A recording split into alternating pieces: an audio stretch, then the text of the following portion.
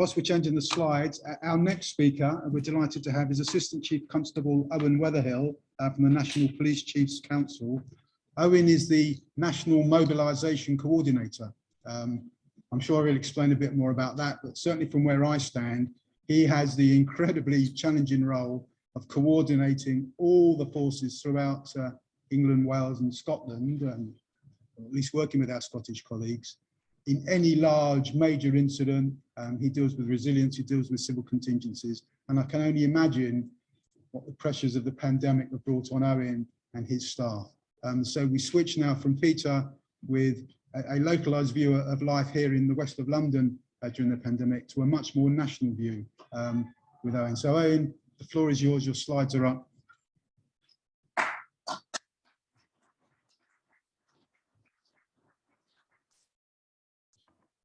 Thank you, Bob, and good morning, everybody. So, yeah, Mr. Fix-It's probably an apt term for me, but on a slightly broader platform, and Bob set some of that out for you already, which is probably why this landed in my lap.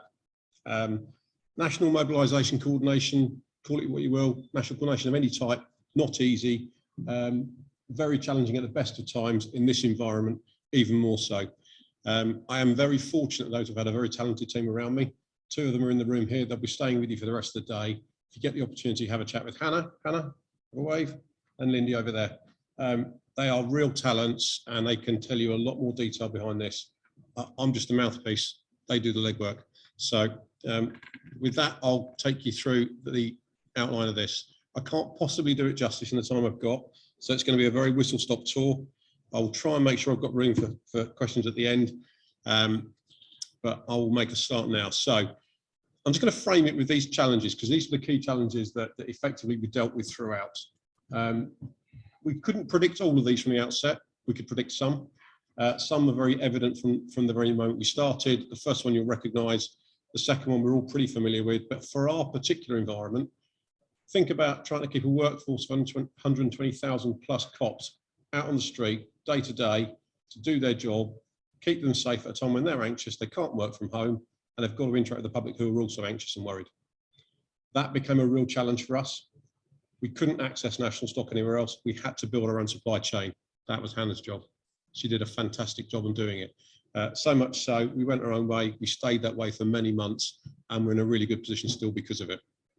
There's a lot of detail around that you could go into. It's not quite as simple as buying masks, I promise you that. There was no single standard across the country. Everybody thought they got a different answer to the solution. PHE usually had a different answer. So trying to merge all that together and then convince everybody to follow one track is not easy work. And then you've got to find the stock.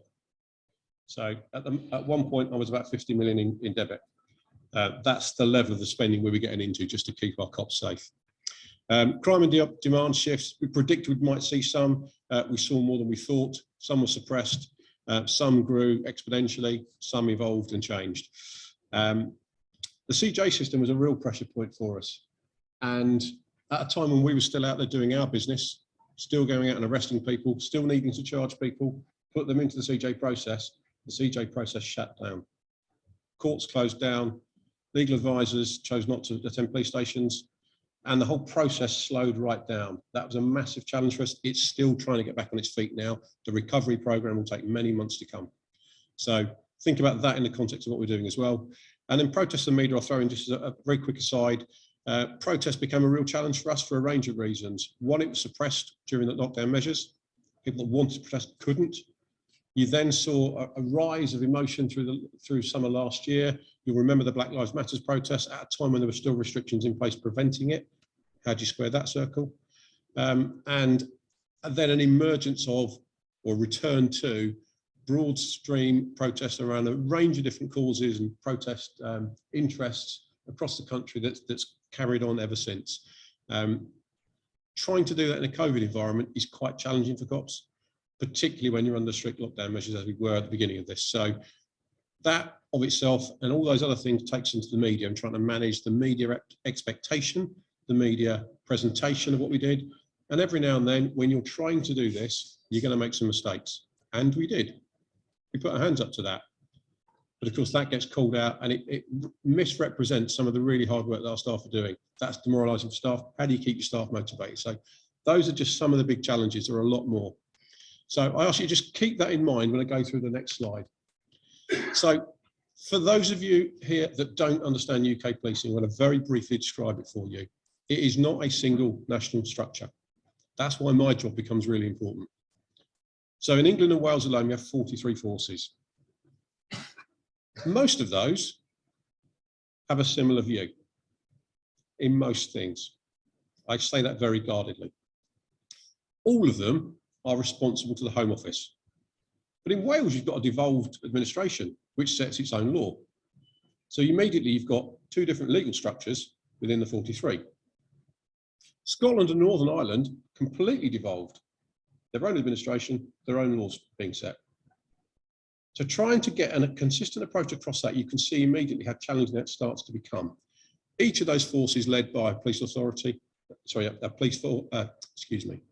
a chief officer and some sort of governance structure, which looks different depending on which environment you're in. So you've got different interests, independence, operational independence, but a need to try and draw them all together around a single way of doing things. You've also got the politics and policy in play coming from central government. So trying to land that across those 48 different entities, all with slightly different views on things, you can see why then you need something to try and bring that together. I've touched on legislation already. So what national leadership gave us was direct access straight into the Home Secretary, to ministers. I'm conscious I'm using acronyms here that some of you won't recognise. So Home Office scientific, chief scientific advisors there, really important for us to try and understand the science and translate that into words that mean something to cops on the ground. It also gave me a seat at government gold and silver meetings held by Department for Health. That was really, really important to understand what was going on behind the scenes, because some of that was driving policy. In fact, most of it was driving policy, and it was also driving the regulations we were having to work with. And I'll come on to why that was important later on. It also meant we could turn out some slightly different products. Most forces do their own metrics on things, they measure things locally. We needed to do things in a slightly different way for this because we needed to understand the picture across the country. We needed to be able to represent that and to describe it and explain it to people, particularly to government. So for the first time, we started delivering service delivery reports every week, which was reporting on crime and incidence levels across the country. We were delivering weekly national FPM reports, that's fixed penalty notices. That's the level of enforcement we are doing of the regulations with a fixed penalty notice and a fine, and daily briefings to forces so we could keep them up to date with new things coming out. And then the last one, and this is Lindy's specialist area, local resilience forums and partners. These are the people doing the multi-agency work at local level, trying to turn this into reality with other partners around the table, not just policing. So you can see it's a very complicated space. There's a lot of interested parties, a lot of stakeholders, and trying to just hold the ring on that and get some consistency and some clear messaging is quite a challenge.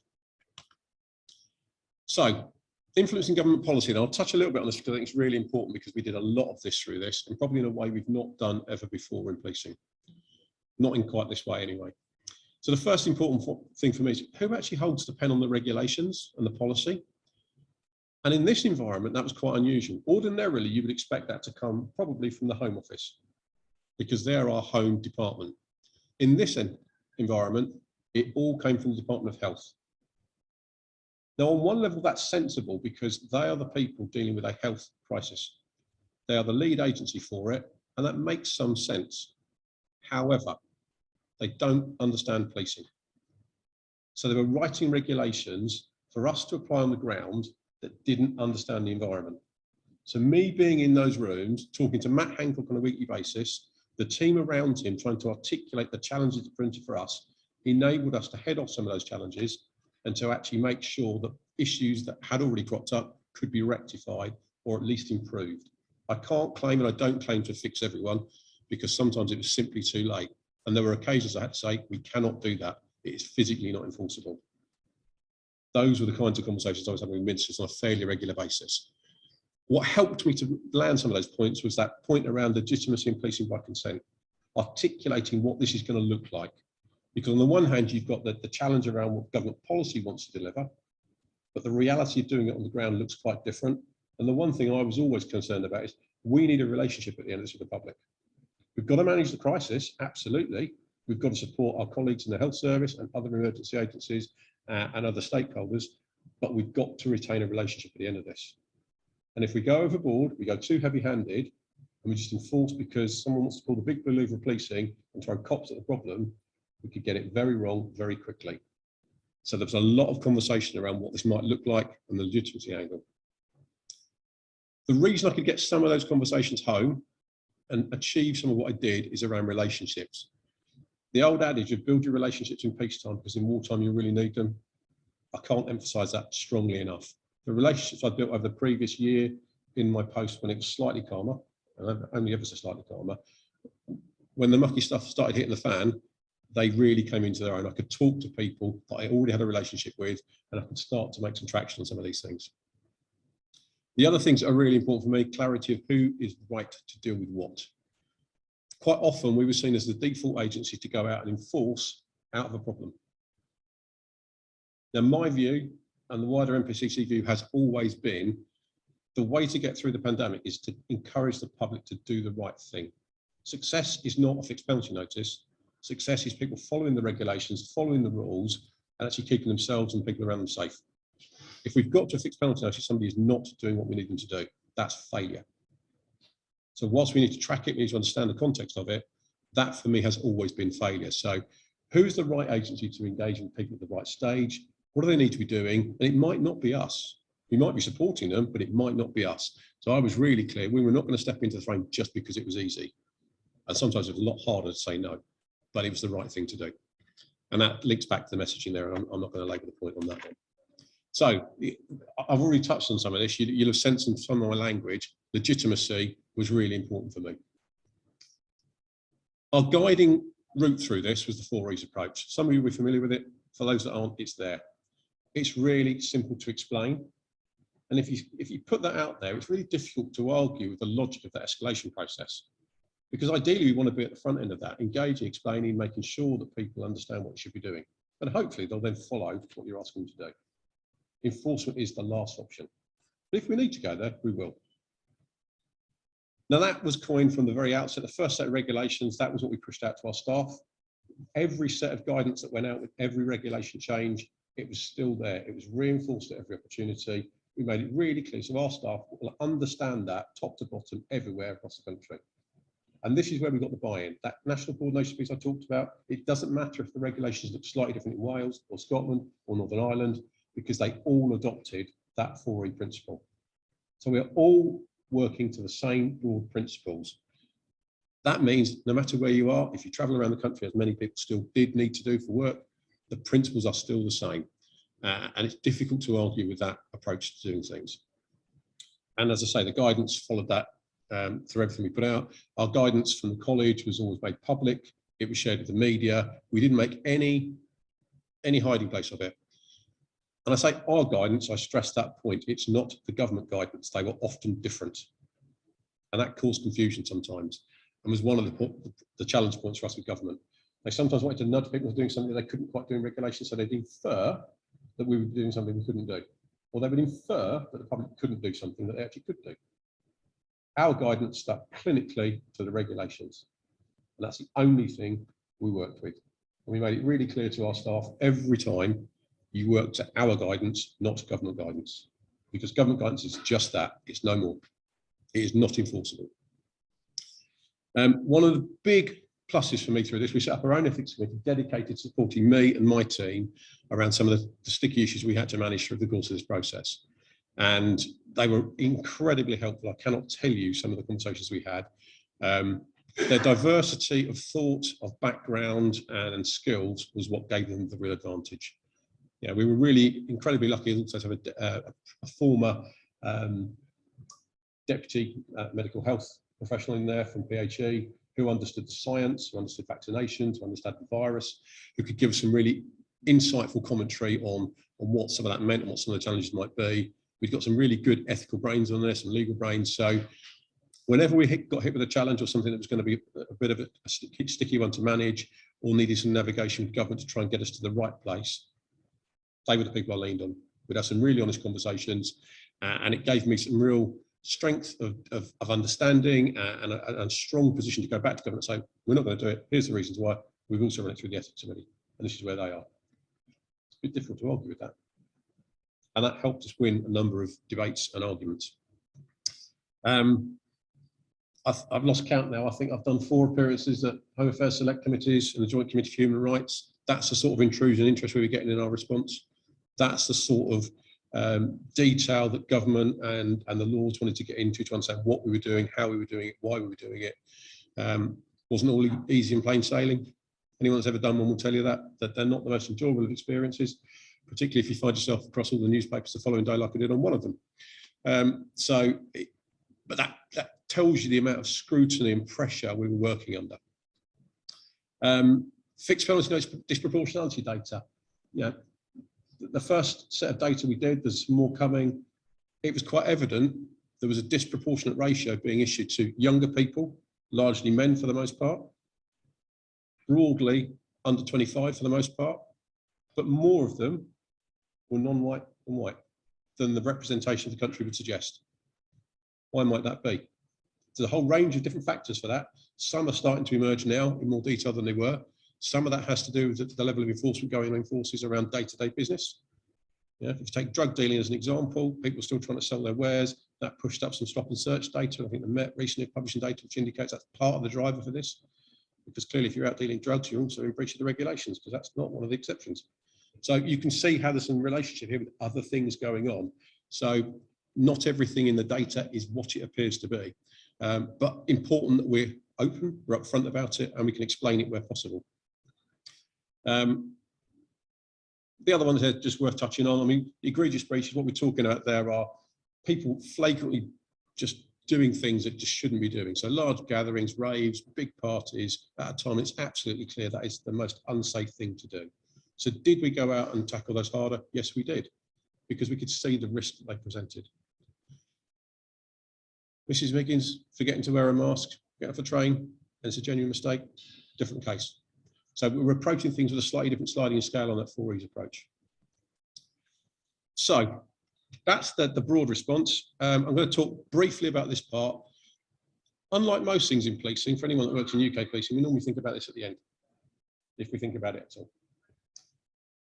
Recognising this was going to be a long haul, and none of us expected to still be talking about it now, I promise you that. I thought we were in this for about 6 to 9 months. I'm still here 18 months plus talking about it. But we started with the end in mind, and I deliberately put in place this recovery informed program to think about what are we learning as we go. Let's capture it now. Let's share it with forces in lifetime so they can shape and evolve their day-to-day processes and responses now, but also think about what happens afterwards, because some of this will look different. None of us know quite how it will look different, but we knew things might. So I'm not going to go through all this. You can have these slides. There's nothing here that I'm not happy for people to be given. This is a broad brush. Just breaks it down into themes really. This next one gives it a bit more flavour in a different way. So I'm not going to go through each of these. I'll summarise in a moment the key points in a second, and then I think that the benefit comes from questions at the end. But as you can see there, some very different strands of work. We've had lots of academic work. We've had consultants working with us. We've done a number of structured debriefs. We've done information sharing and sessions with people around the world. I've had more conference calls with people I can't speak the language than I can think about. Some of them have been quite unusual. Some have been quite challenging because I don't understand the language, and having to work through an interpreter makes it more challenging to try and deliver this kind of a presentation and be interactive. But the point is, we've been quite open in our approach. We've been deliberately engaging with a whole range of partners, trying to get as much out of this as we can. And some of that is now starting to kick in. It's the one area where we are now investing in posts for the next year or so to bring this to life, so that whilst we hope we're coming out of the pandemic, we've got people dedicated in my team working on how we now land this and put some of this into play for future years, for future policing. And also, if there is a further pandemic or some other crisis, we learn from it. We've got a playbook of sorts we can go back to. So the key points, I'll just summarise them here. I mean, there are lots of sub-strands, but agile working is probably one of the top ones that comes out. And it is incredible how many different places different forces are on this. Some of that is because of where they started from and their IT capability. Some of it is just simply their perception of whether it's still necessary or not. And you've literally got polar opposites. Some forces saying, actually, we embrace this. We can see the benefit here. We know it works. Our people have been incredibly resourceful. They've still been really productive. We'll carry on. There are others that have simply gone, right, back to where we were. Everyone back in. So you can see in here, there are some very different attitudes at play. And somehow we've got to navigate that and work out what's actually right and what's best, what works. And let's not lose the learning and the experience we've had, which is a beneficial one for many people. I accept that's not the case for everybody. PP we've touched on already, but we leave ourselves with a legacy position which is far better and infinitely better than it ever would have been and ever was. We've got better partnerships than we've ever had before, but there's a lot of local work that needs to be done now. And how do we build on that? LRFs in particular, local resilience forums were never designed to be stood up for this amount of time across the entire country. And they're not resourced or funded for it. So how do we prepare better for the future? And again, if you want to get into that debate, Lindy's here all day, and I'm sure she'll share some short thoughts with you on what that might look like. But we know it's an area where it could be better. And I make no criticism, they've done a fantastic job. But if we'd invested in them differently, they could have done an even better job. High-level comms, we know that's worked really well. Some of the feedback was the Forays in particular, college guidance. So let's make sure we optimise that and follow similar patterns in the future for other types of comms where we need to get it out across the country. But our feedback from staff was mixed, very mixed. Depends where you worked, what your experience was. Depends what the local mood was like, what the local partnerships were operating like. Depending what your relationships with the local NHS were. So there's a whole range of different things in here, and that looks quite different in different places. We understand some of the granularity around that. We're working through that now. Government legislation. A number of times, an evolution came along which had limited regard for whether it worked or not, or what we've just done and what we've already tried, and could simply be adapted or tweaked. So we don't need to start again from scratch all the time. Let's rework what we've got if we know it works. If it doesn't work, let's bin it. So those are some of the conversations we're going through now. So when we talk about Plan B, Plan C, for those of you in the UK that understand what I'm talking about, which are the considerations around winter planning and contingency planning, that's the message I'm giving now, is let's look at what worked and why it worked, and let's work with it or adapt it. Let's abandon things which we know simply didn't work, or were just too convoluted and make no sense to people. The last two touch on the local resilience forums. Yeah, there's a piece of work at the moment to review. It's a 5-yearly review of the Civil Contingencies Act. It has to be reviewed by law. With that, there will come a new national resilience strategy. We need to learn the lessons from all of this stuff. Now, unfortunately, that's where my other national portfolio kicks in around civil contingencies, and those are the messages I'm landing there. So that's where I'm going to stop, I think, Bob. I've gone marginally over my time, but there's still enough time for questions, I think.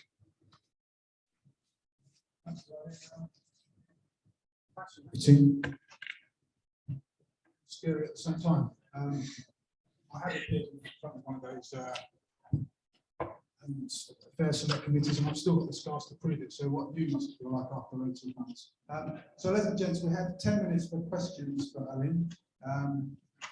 We still have our online audience as well. I'm not sure if we can have any questions from those back. So if there's any questions, I'll bring the mic round to you simply so that we can get you picked up. The colleagues listening in as well.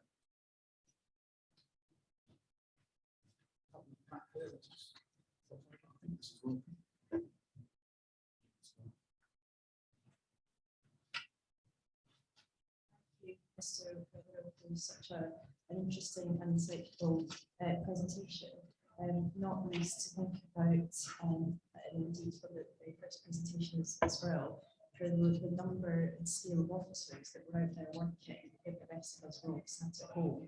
I can't quite hear you, Jill. I was just, oh, there we go, that's better. I was saying thank you for such an insightful presentation, and also humbling in many respects as well, to think about the challenging circumstances that you and your colleagues have been working in during a very challenging period for all of us, but very much on a different scale.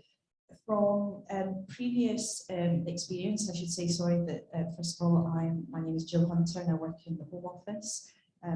There was a period when I worked in the Cabinet Office, mostly on counter-terrorism, but I remember the number of exercises that took place on things like a global pandemic. to what extent do you think that the exercise, the training, helped, if at all, to the situation you faced back in March 2020? Thank you.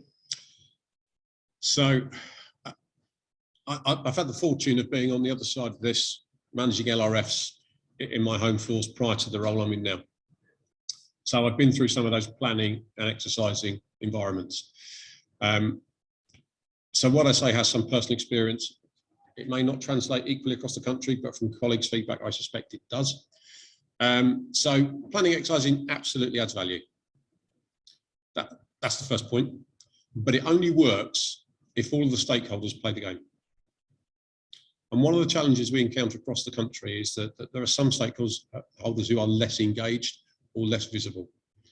And one of the things, so if you look at, for example, the winter flu plans that we were doing on a regular basis in LRFs and still do, the ones we struggled to get updates from were often the NHS. And they're a key part of this. So as we've seen through this, if they are the lead agency, they've absolutely got to be plumbed into some of this. And there's a range of reasons why that's happened, but that's one of the key learnings for me is, you know, you've got to have all the stakeholders around the table. They've all got to be engaged to go through the testing and exercising process if you're going to make it work and you're going to learn the lessons that you need to learn from it. In terms of planning for a pandemic, yes, we did, but I don't think anybody ever expected something of this scale, of this duration, and of this impact. And let's be honest, this is a once in a lifetime type of pandemic based on history at the moment. Let's hope none of us see another one like it, because yeah, its impacts are devastating. There's no way around it. So I don't think anybody had planned with that outcome and that scale in mind. I think they will in future. There's another question, Jim. Yeah, good morning. Thank you very much for your talk today. I work here at the university, but I'm also a special constable. So my question is about the rollout of the vaccine and the role the NPCC had in it, because my memory of it is that was one of the hardest parts when we were watching officers and DDOs getting very sick and dying over the course of the pandemic, when other staff were being prioritised for the vaccine. So I guess my question is, how was your experience of working with government to try to ensure that frontline staff got the vaccine when they should? We haven't got enough time for this one. Right. So from early doors, even before there was a vaccine to work with, we recognised this would be a point of challenge potentially. Probably because there wouldn't be enough supply to start with, and you'd have to prioritise it, which is exactly as it unfolded as it turned out. It's one of the early conversations we had with our ethics group to discuss what our position might be on that. And on the one hand, I see absolutely, as a cop myself, I understand the need to want to protect yourself, protect your workforce, your team, to make sure they can deliver the job and they're not presenting a risk to the public. I think we can all make that argument and it stands up until you look at a limited supply and people with critical health needs who are more likely to die. And that's the debate we got into with the ethics group. And the bottom line was, while there was limited supply, we simply didn't feel that we could make a coherent argument that we should be prioritised over the weak, the elderly, and those more likely to die. And that had to be our position to start with. As supply chains started to increase, that picture started to change, and we did start to lobby more actively. And certainly when there was then a desire to roll it out to certain groups of people, we started to more actively try and seek access to the vaccine with limited success. Where things started to change a little bit is when the offer of surplus supply at the end of a day at a vaccination centre started to become made available, and we've started to see very quickly offers being made in a fairly haphazard way at a local level to officers, anyone, rather than stuff going out of date because it couldn't go back in the freezer. They'd ring the police station and say, get down here, we've got some stuff if you want it, come. And forces started to do that. So we did put a national position around that fairly quickly and basically said, look, if you're offered it, absolutely take it. Why would you allow something to be wasted that can actually provide benefit? Absolutely do that. But in doing it, here are some things to think about first, just to make sure that you haven't missed an obvious opportunity, either internally or in your environment locally, to make sure somebody else more in need, more at risk, couldn't have got there. But in many cases, the time just didn't allow to get people that were elderly infirm there. So many of our cops did take it up in that surplus programme. That wasn't universally applied across the country though.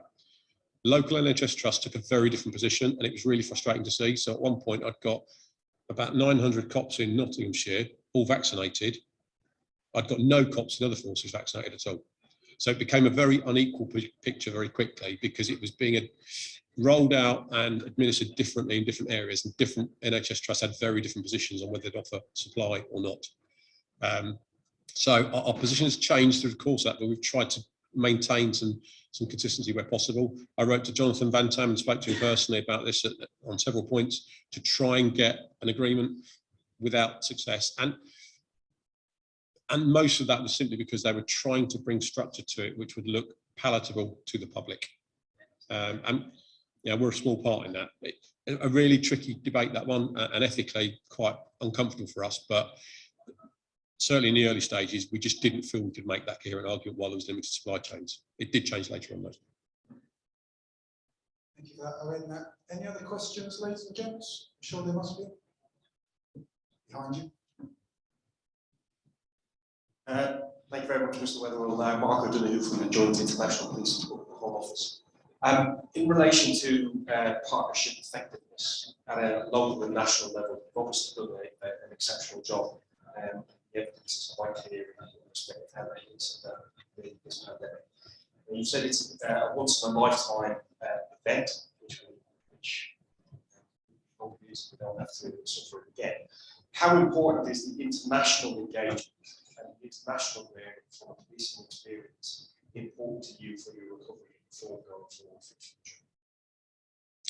It's really important. I mean, and from the early stages, we've been part of that. So, I mean, some of the countries we've engaged with from a very early stage were those when we were in the midst of our first wave, we were sharing some of our experience of trying to respond to that to countries that hadn't yet hit that. So South America, Brazil in particular, we're trying to understand that. If you look at what's unfolded there, they've obviously got a different environment to work with. I'm not sure they took on board everything that we shared, but then, you know, their environment is different to ours. But we were certainly trying to share what we had learned, but equally learn from others that had different experiences. So Israel, for example, had a very different experience with vaccine rollout and compliance. We wanted to understand what they'd done and how they'd done it. So we've had bilateral conversations with them. More recently, talking to Australia, they've had a very different experience again. They've had far more limited outbreaks. Their real concern is coming out of a national lockdown that's been quite extreme and very long, and with no international travel, what does that do to crime at the end of it?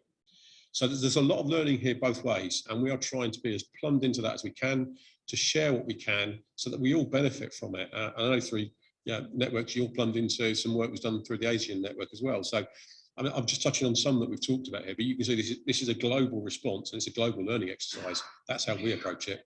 And I know Sarah, who leads the Reform and Recovery strand for me, that's her approach too. Yeah, there's learning here for everybody. We're not precious about what we share with who and what we learn from who. So it's, yeah, open ears, and we share what we can. Thank you, Aaron. Just one last question, if I may. Mr. Weatherall, David Clark, Chairman of the Fraud Advisory Panel. Very interested in what you were saying about agile work, how we've changed now, and this flexibility. Very refreshing to hear that. And I think your officers across the country do a superb job, including working remotely. Mine's more about this, what happens next. One of the things that I've been asked quite a bit about, interested in perhaps some home office over coffee or something, is in our remote working, something's really rocketed, particularly since lockdown. People have raised about this thing of road traffic and pollution. In particular, whether the police, and I think when you were saying about who's the best person to deal with it, we've approached a number of forces about enforcement of things like, you know, all your boy racers, all these high performance cars and bikes. You go through the City of London, West End, or country roads, massive abuse of illegally adapted bikes. And one of the things that police are saying is that's more an issue for the insurer, not a small fixed penalty notice. Is anything being doing on the national level with engaging insurers to say you should be looking at this because you've got false representations and fraud around insurance policies? Those supercars and bikes can take off the road instantly. but doesn't seem to be, well, that's causing havoc to a lot of people involved there. Yeah, so I don't know the detail. This one sits more in the roads policing portfolio because it affects their core business. So I know they have been looking at it. I know they've been engaging conversations with government, with local authorities. It is one that needs a bit of a cross-cutting approach because there's no one person that's going to fix this. There are lots of solutions that have worked across the country in different ways. But in terms of what's the preferred method, I can't tell you that. I don't know because I'm not linked into that piece of work, but it's certainly an active conversation. But we can link you up with the roads policing portfolio and probably they're a better place for you to get the answer you need. Thank you for that. Again, fascinating, and I think on behalf not just of everybody in the room, but everybody up and down the country, so thank you for you to take on probably one of the biggest challenges in policing ever, probably, and to do it for 18 months and still be going out of testimony. And I think some of the issues will be picked up this afternoon. I'm delighted that Anna parted on it. So don't go away empty-handed. I'm sure after 18 months, that's probably. Thank you very much. So thank you.